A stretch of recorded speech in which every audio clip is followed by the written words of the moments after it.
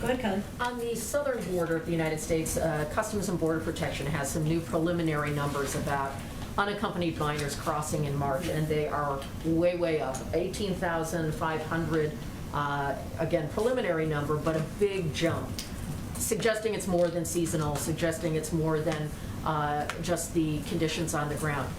Is there a sense now that the administration needs to do something different in terms of the message of this is not the time to come, but children who are unaccompanied will be protected and cared for and be able to stay?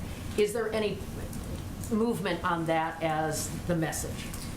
That continues to be our message, and we continue to look for ways to project it more broadly and more effectively in the region. But that is a sliver of what our efforts are, and we don't feel that simply telling people with more PSAs not to come, that is going to be the only way to reduce the number of people who are taking the journey. So in addition to that, we of course have these conversations that started last week that will be ongoing and will continue with our envoy and our officials who will be working with governments and officials in the Northern Triangle to talk about addressing conditions and talk about reducing the temptation to travel. Some of that will of course be aid and assistance and a discussion of that. The president's proposed $4 billion in his own plan, but some of it will be, of course, continuing to communicate directly with the region.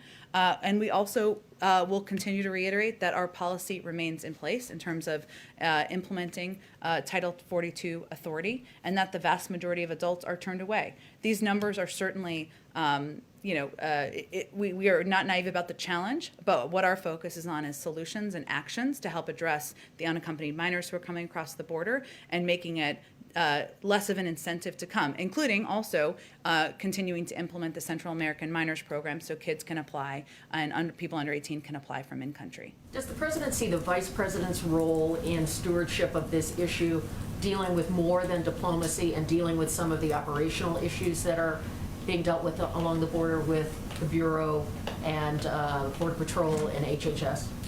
No, that's a role that, of course, the Department of Homeland Security is playing. Alan Mayorkas, the secretary, who has a great deal of experience dealing with challenges at the border and implementing it. Now we also have a Secretary of Health and Human Services who is in place, who can work in partnership, and they have oversight, as you know, over a number of the shelters, and that's a key part of the partnership. But the vice president's role is really focused on the Northern Triangle. Go ahead. Following up there,